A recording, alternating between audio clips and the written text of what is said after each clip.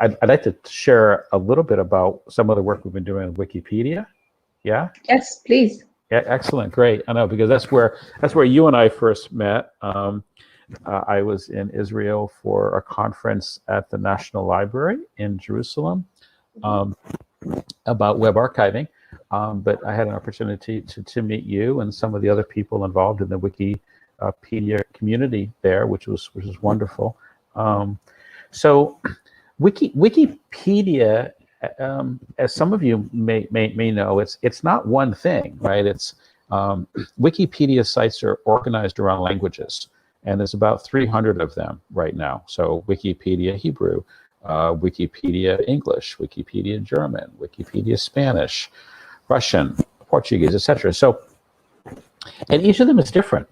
Each of them is kind of organized differently, managed differently. There's some things they have in common. They all, generally speaking, use a common piece of software that's maintained by the Wikimedia Foundation. A little further complicate that, there's multiple. There's the Wikimedia Foundation in the United States, and there's also Wikimedia Deutschland in Germany, and there's some other Wikimedia organizations around the world. And then we have around 150 affiliates. Wow! I was going to say, and then there's all the affiliates, right? And then there's organizations like mine, which I don't know what we are, but we work with Wikipedia and Wikipedia sites, Wikipedia communities. We work with Wikimedia foundations and with affiliates, and we work with Wikipedians, people. And so what do we do? Specifically, there's three things that we're doing now.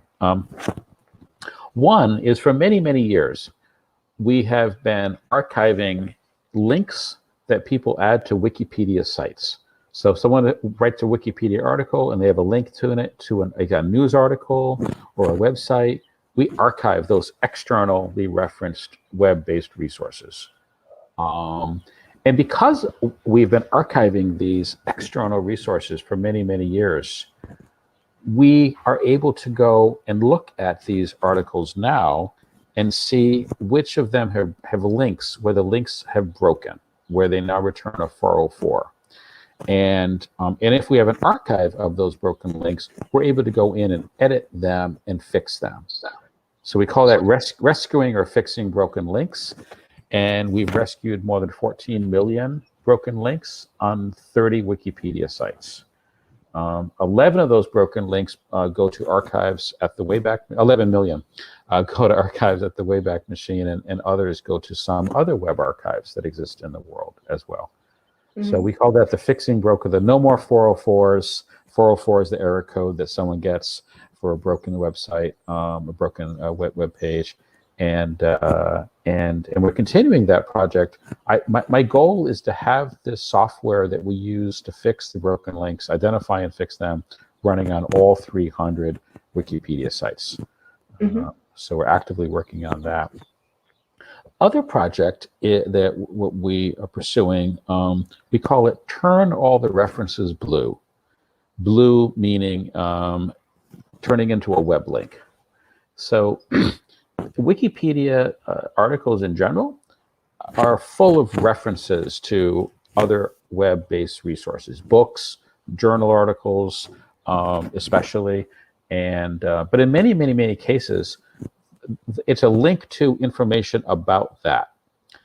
So, for example, in the early days of COVID, I rewatched the movie Contagion, and I do what I usually do when I watch a movie. I go to Wikipedia to learn more about it. And it turns out there's a book that was referenced in a Wikipedia article about the movie Contagion, called Animal Viruses, or Viruses in Animals. And it's an academic book. It was published about 10 years ago, and it had a chapter in it about bat viruses. And I was very intrigued, and I thought, oh, I want to read more about this. So I clicked on the link, and I got a page about the book. Right? I didn't get the book. I got a page about the book from the publisher. And it said that I could buy the book for $350. So I thought, that's a lot of money. Anyway, so I kind of put that aside. And then a few days later, I thought about it some more. And I thought, I really want to make the information in this book more readily available to more people. So I tracked down the author of the article that I was interested in. It's an anthology of papers, and he's a professor in Europe. And I wrote to him, and he wrote back and he said, the computer I wrote the book on crashed. I don't even have a digital copy of that book anymore. So I thought, okay, that's interesting. So I went back online and I searched and I found a used copy of the book available for $197, 197 US dollars. So I bought it. I ordered a copy of the book. Today is May 6th. I just got notification that the book is going to be delivered to my house today. I've been waiting for 3 weeks. For 3 weeks, I've been waiting for this book. But the best part is, this book was deaccessioned from a library. So some library somewhere in the world bought this book at some point. And then at some point, libraries do this. They want to make space for new books, etc.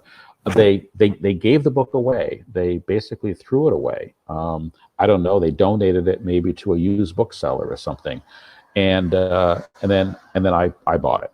So what I'm going to do is I'm going to drive to my office for the first time in 2 months in a couple of days. And we have someone in our office in San Francisco she's digitizing books. We have some operations, as I said earlier, in the Philippines where we do this at scale, but we also have kind of a boutique scanning center in San Francisco. So I've got a little stack of books ready for her, and this will be one of them. And then hopefully in a few days, I'll have a digital version of this book available, and I'll be able to go into the Wikipedia article that references the book, and I'll be able to add a link so that the next person who comes along and wants to read from this book, as they learn about it from a Wikipedia article, will be able to click on a link and start to read the book.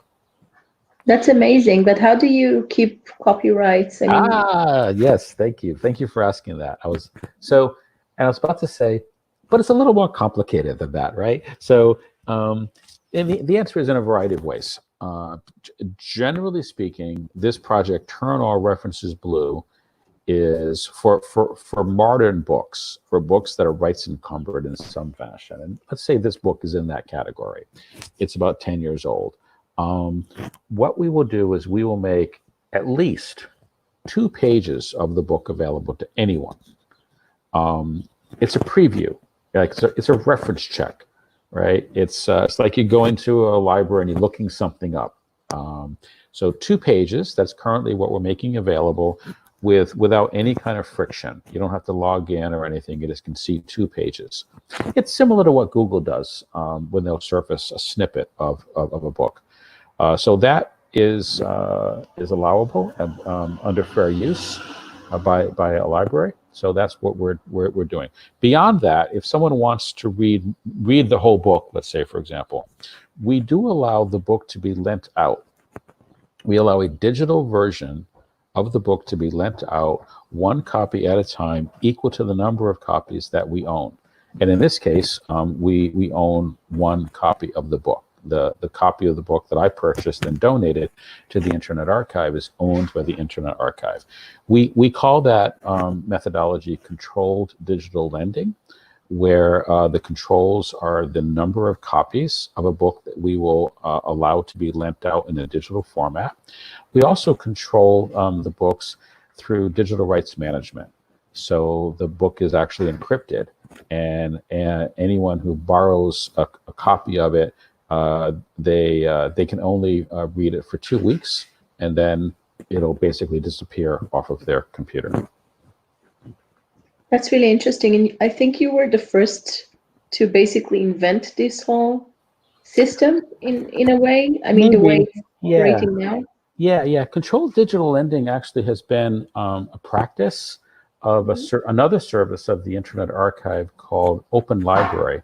So openlibrary.org has been up and running for about 10 years. And yeah, it was, so in practice, we've been doing this for some time now. And then a couple of years ago, a number of academics and librarians and copyright experts came together, and they wrote a paper about this, and there's a website called controlleddigitallending.org that you can go to and read more about it. And now there's about 30 libraries that are participating with the Internet Archive in this process of making books available via controlled digital lending. But Wikipedia, the exciting thing with Wikipedia is, earlier I said my goal is to make it such that every broken link on every Wikipedia site has been fixed. My goal for this project is that every link to every book and every academic paper, actually, too, is available at least for preview mode, at least for a couple of pages, to anyone in the world with no friction. So we have a lot of work ahead of us. This is a big project. It's very big. It's not going to be done in my lifetime, but we can make progress on it. So yeah, that's a worthy goal and effort. I can't imagine though. Let's say that there are some things. Well, you mentioned COVID, which is exploding all over the world right now, and I'm just assuming, that if the archive owns a copy of a book that is relevant, and many people look for the same copy. So what will happen? What happens when someone clicks on something that has already been lent to someone else? Yeah. So what happens now is someone gets put on a wait list, basically, right? So remember the 2-page preview, you could have as many people who want to see the preview. Yeah, that's fair use. But the other one is going to be one at a time. There is an exception to that. So there's 2 exceptions. One exception, or 3. One would be if we have special permission from the publisher, the author, and that can happen. In this case, I am going to reach out to the publisher and see if they'll give special permission. The other case would be if it's an older book, right? If it's no longer rights encumbered. And the third case is something called the National Emergency Library. So you could just Google for National Emergency Library, and it's something that the Internet Archive launched. I think we launched it on March 24th. And for about 1.4 million of the books in our library, we, during this special time and we called it a national emergency, so we would relate it to something that's not about us, right? It's like in America, there was a national emergency that was declared by our government. So during this time of this national emergency, we did lift the limitation of the number of people that can read a given book at the same time. We still use digital rights management. So if you borrow a book, you still can only borrow it for 2 weeks. You can renew it for another couple of weeks, but the problem we were trying to solve there was principally about education, and principally the use case is as a teacher in a school who has a classroom of they say 20, 30 students, and maybe they even had copies of the book in their library, but the reality is that every library is shut down. Right. So none of these books, none of the 680 some million estimated books in American libraries are available to people. Yeah, there's exceptions. There's ebooks in some cases, but for any book that's a little old, there actually aren't ebook copies available for many, many, many books. So the National Emergency Library is something that we're doing right now during this special time.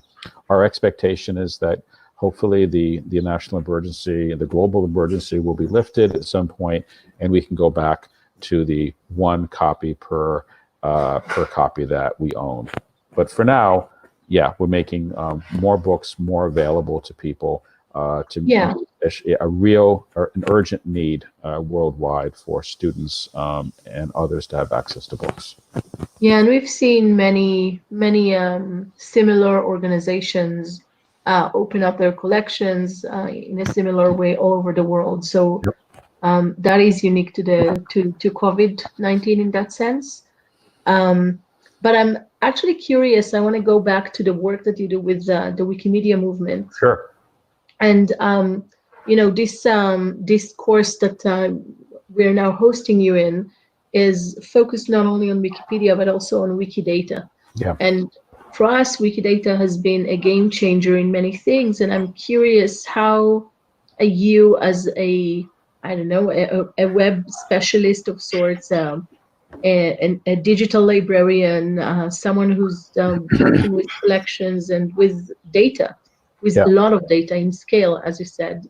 How do you see Wikidata, and what do you see the potential? What are you already doing with Wikidata, if at all? Sure. the archive, and Yeah. what do you see the potential to be?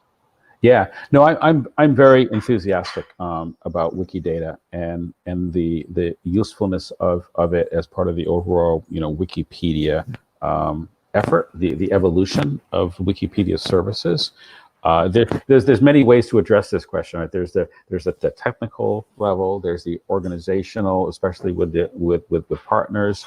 There's the practical reality of the integration between information that is currently managed by Wikidata and then instances of Wikidata that are being set up by different organizations and individuals, and how they relate to Wikipedia or Wikimedia sites, in particular pages, right? And so, in my mind, this is kind of like the early stages of web publishing, where you used to. I remember I had a job once where I was brought into an organization and I was given responsibility for technology, and the web pages were handcrafted, right? And we were trying to grow a company, and I thought, well, this isn't going to scale, right? It's not.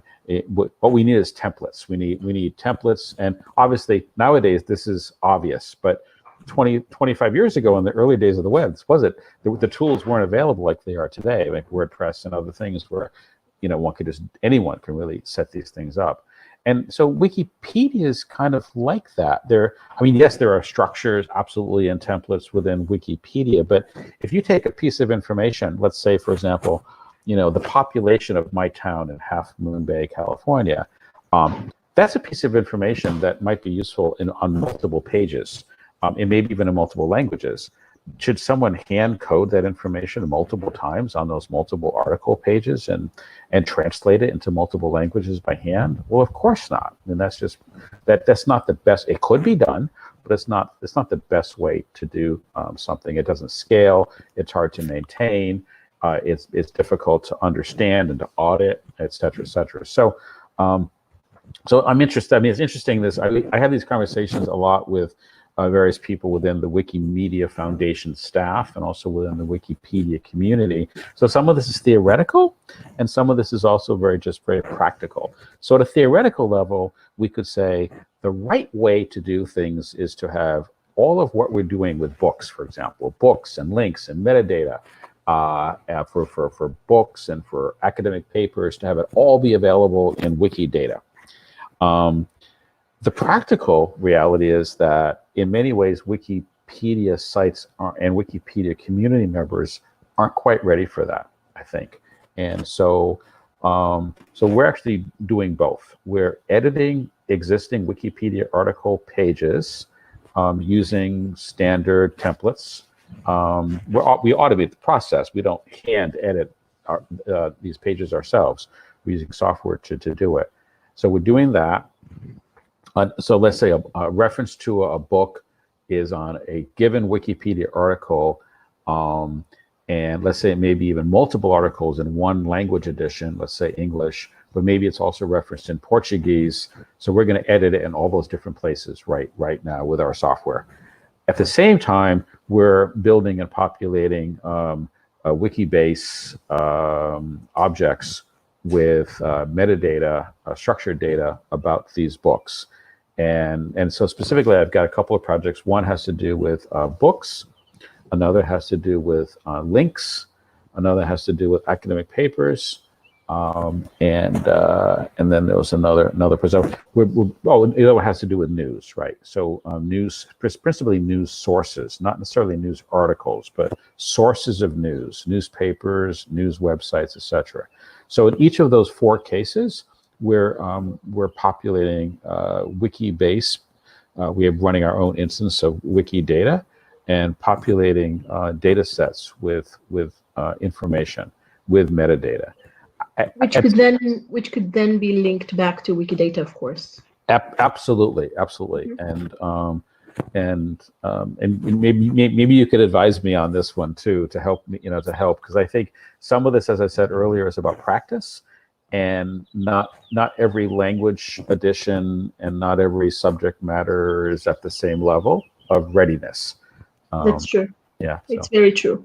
Yep. And in that, the Internet Archive is joining a select group of, I would say, early adopters of Wikibase, Yep. and trying to do some linked data inside your organization, and then having Wikidata linked to your own Wikibase. So Right. that's a way to scale and to actually, in a way, expand the vision that Tim Berners-Lee, that you mentioned earlier, had about the semantic web. Yep. So absolutely. Yeah. yeah. And I said there were three categories. Mm-hmm. The third category is helping Wikipedia editors write better articles by providing them resources, books, academic papers, websites, videos, etc., from the Internet Archive. So in that way, we want to be the best library that we can be to the Wikipedia editors. So this would be things like collections of digital versions of books about subject matter where those books aren't yet referenced related to that subject matter. And so this is something where we think like a big global barn raising can be helpful. We don't, we tried to work in partnership with others and to benefit from all of the experience and resources and skills that others have. So in my perfect world, we're able to kind of crowdsource this process where we have 10,000 people, each of whom are an expert in one of each of 10,000 fields, and they have their own personal library of 100 of the best books in that field, and we can kind of somehow magically make all of that available to people. So the merger between the practice and the magic, that's what we're trying to accelerate this effort. Sounds amazing. Can you tell us, just to wrap things up, a bit about the future work that the archive is planning for, I don't know, the coming 2 years? Gosh. If you can, whatever you can. Yeah, I say I definitely, we're just trying to be a benefit to the world. We're trying to be a good library. We're trying to be a good archive. The archive part of it, and one of our philosophies about being a good archive is that we get used a lot, and then through that use we get better. We learn about how people use us and what they want that we can do a better job of. So in some ways it's more of the same, just but in other ways it's constantly challenging ourselves and asking what is that service that we can be providing that we're not providing today. So the National Emergency Library was an example. I mean, that project came from somebody had that idea to we launched it in less than 7 days. And it was a pretty big lift. A lot of pieces had to come together to pull that off. I'd say accelerating our work with Wikipedia is very high on my list of priorities. Doing a better job of understanding the evolving web.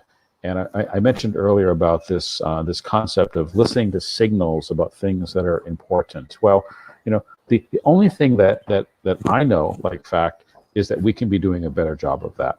But I also know that we can't do it ourselves. We can, that we can do a better job if we listen to other people and if we engage with other experts. So, there may be someone who this interview reaches that can be part of that effort and is working on their own project, and then we can benefit. Sometimes the ideas come literally in the shower, or and some of the best ideas certainly that I've had or that others that I've heard about have had is just some spark, and then we pursue it, and not everything works out, right? So some things don't work out, but we really try to keep an open mind, and we at the Internet Archive, Brewster encourages us. He often will come into a meeting and go like, how can we do our jobs better? I mean, that's kind of like often he's, it's not like detailed plans. It's more, how can we do our jobs better? and which is great because it gives us freedom really to explore. To explore. Yeah. And that's amazing. I'm kind of curious, and this is my last question to you, because you've mentioned the archive. Well, you're based in San Francisco, as you mentioned, and obviously most of your staff, besides the Philippines, book. The book scanners. I don't book scanners that you have in the Philippines.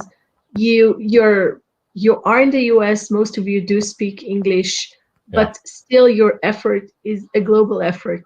And this is a constant challenge that we also have in the Wikimedia movement. And I'm just wondering, what is the archive doing to be really non-English centric as much as you can?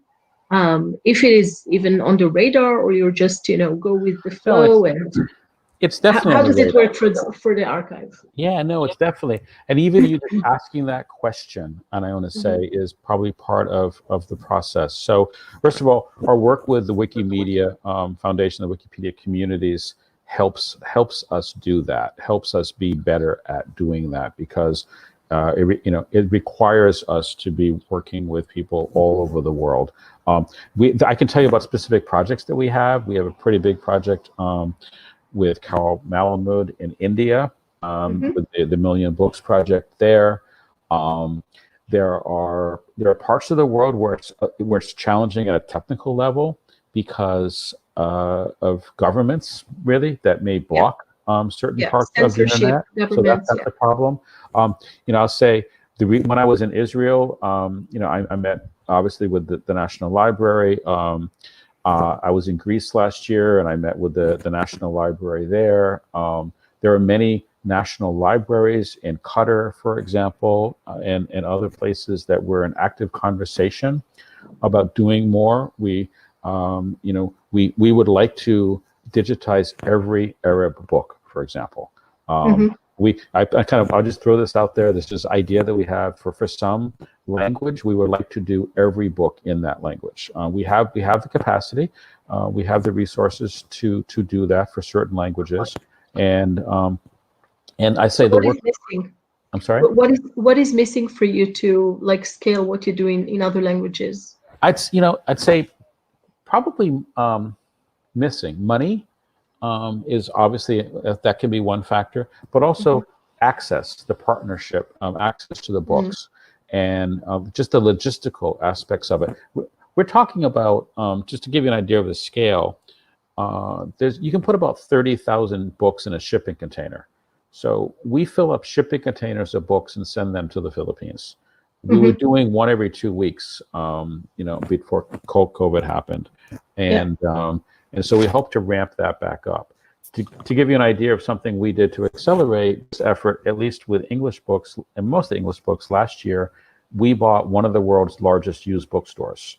When I say we, one of our sister nonprofits called Better World Libraries purchased a bookstore called Better World Books. So this is a multi-100-person operation here in the United States. And the reason we bought this bookstore, this used bookstore, was we wanted to accelerate access to the books that were cited in Wikipedia articles.